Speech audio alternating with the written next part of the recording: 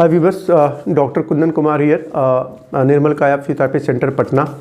Viewers, ये जो case देख रहे हैं ये केस एक्चुअली मस्कुलर डिस्ट्रॉफी का केस है और मस्कुलर डिस्ट्रॉफी में खास करके ये फेसियो हिमरल मस्कुलर डिस्ट्रॉफी का केस है। ऐसा केस बहुत ज़्यादा नहीं आते हैं, बहुत थोड़े केस होते हैं। हमारे पास भी ये शायद तीसरा या चौथा केस है। मगर इसमें मैं बताऊं कि इसमें physiotherapy is very very important, क्योंकि आप यदि फिजियोथेरेपी नहीं देते हैं तो पेशेंट का उतना इम्प्रूवमेंट नहीं होता है। ये पेशेंट बहुत दूर शिलांग से आए हुए हैं और काफ़ी परेशान होने के बाद इधर पटना आए हैं और 2 मिनट इनसे पूछूंगा ये तकलीफ़ कब से है आपको? जी, ये 9 साल हो गए ये तकलीफ होती हुई। 9 साल से। वहाँ पे लोकल डॉक्टर से भी दिखाए होंगे आप? हाँ जी। मगर किसी ने फिजियोथेरेपी नहीं बोला आपको? नहीं, नॉट रियली। और यहीं पे साथ में इनके फादर भी हैं। आपने जब वहाँ पे इस डिजीज़ को दिखाया तो किसी ने फिजियोथेरेपी नहीं बोला? नहीं, किसी ने तो बोला था फिजियोथेरेपी जाना है, तो हम इतना इम्पोर्टेंस नहीं लिया, मतलब इतना इफेक्टिव नहीं था। मतलब इतना नहीं था तो हम मतलब सोचे थे घर के लोकल एक्सरसाइज में वो ठीक हो जाएगा, तो वही कर रहा था। एक्चुअली होता है ऐसे ही है कि चूँकि फिजियोथेरेपी का अवेयरनेस नहीं होने के कारण पेशेंट को बहुत लंबा सफ़र करना पड़ता है। यदि ये फिजियोथेरेपी ले लिए होते 8 से 9 साल पहले तो जो मेरा अनुभव है ये पेशेंट अभी तक ये ठीक हो गया होता, क्योंकि इसमें मसल वेस्टिंग बहुत ज़्यादा होता है। पूरे मसल्स डिस्ट्रॉफी मतलब ही होता है वेस्ट, डिस्ट्रॉफ कर जाना, मसल का नहीं काम करना। तो ये प्रोग्रेसिंग डिसऑर्डर होता है और इसीलिए 9 साल होते होते इनका पूरा अपर हैंड, चेस्ट वगैरह सब ये देख रहे होंगे, ये डाउन है, चेस्ट भी डाउन है काफ़ी ये, और देन ये प्रोग्रेस कर गया है। पर एनी हाउ अभी आए हैं, मैं एक्सरसाइजेज बता रहा हूँ, आप इसको भी आप वीडियो को बनाएं और घर पे इसको करते रहेंगे और ये पेशेंट 2 से 3 महीने फिजियोथेरेपी में पेशेंट ठीक हो जाएगा। तो हम इनकी जो आप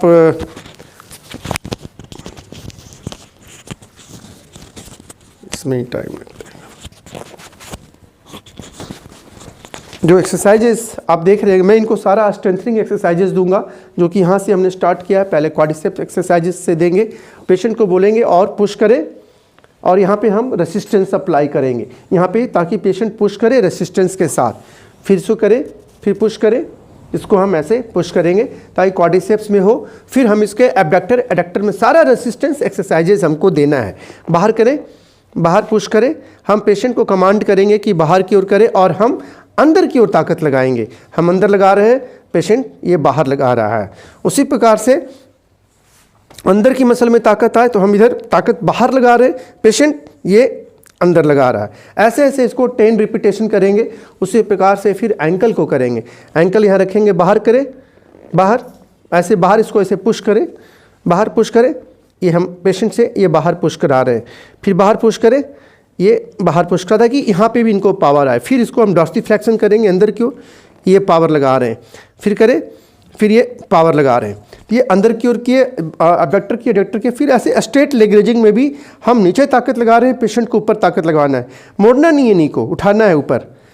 जितना पेशेंट सपोर्ट करे उतना लगाना है, और सपोर्ट नहीं करे तो कोई बात नहीं। जितना रेसिस्टेंस पेशेंट लगा सकता है, हम दोनों हाथ से नीचे लगा रहे हैं, पेशेंट ऊपर की ओर कर रहा है। देन फिर इसी प्रकार से इस पैर के साथ दूसरा पैर भी करना है। देन फिर अपर लिम्ब को करना है। अपर लिम्ब को आप हाथ से स्टार्ट करें, यहाँ से पेशेंट को रेसिस्टेंस देना है। ये देखिए हम अंदर रेसिस्टेंस करने में मतलब कि हम ताकत इधर लगाएंगे, पेशेंट बाहर लगाएगा। हम अंदर लगा रहे हैं, पेशेंट ये देखिए बाहर, ताकि इनके फिंगर में ताकत आए।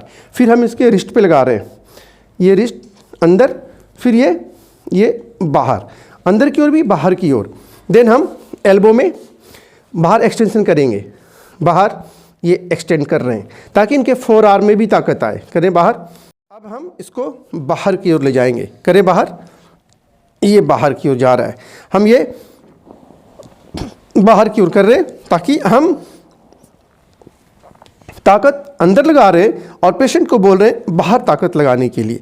करें बाहर, ये हम इसके एबडक्शन और ये अंदर करें इनके एडक्शन, ताकि इनके शोल्डर में ताकत आए और इनके डेल्टोइड मसल में ताकत आए। अभी हाथ उठाइए, ऊपर उठाइए, ये देखिए आप पेशेंट को हाथ उठाने में दिक्कत हो रही है क्योंकि यहाँ पे ताकत नहीं है।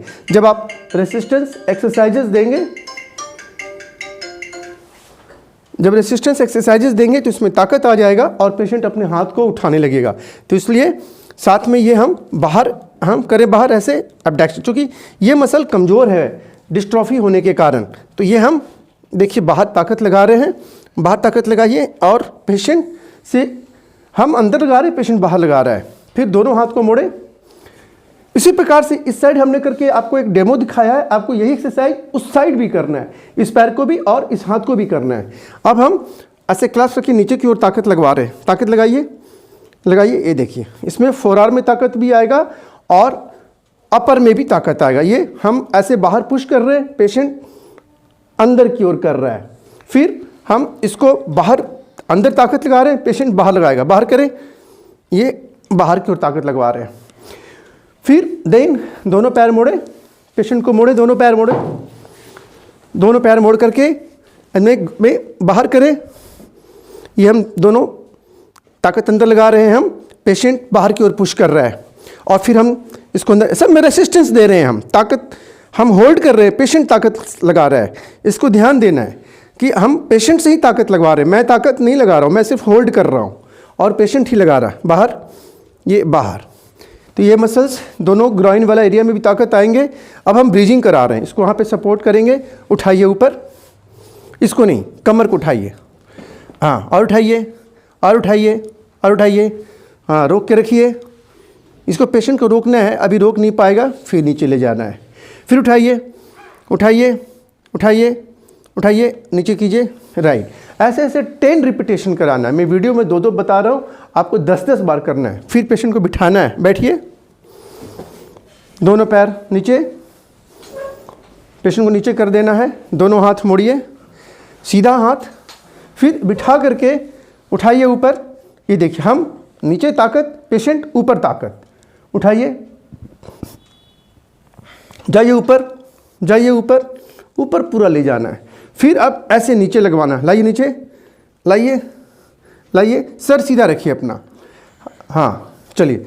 मैं ताकत ऊपर लगा रहा हूँ, पेशेंट मेरे को पुश कर रहा है, कीजिए, लगाइए ताकत, नीचे पुश कीजिए कीजिए, हाँ, ऐसे रेसिस्टेंस देना है। फिर उसी प्रकार बिठा करके रेसिस्टेंस देना है, उठाइए ऊपर, ये 1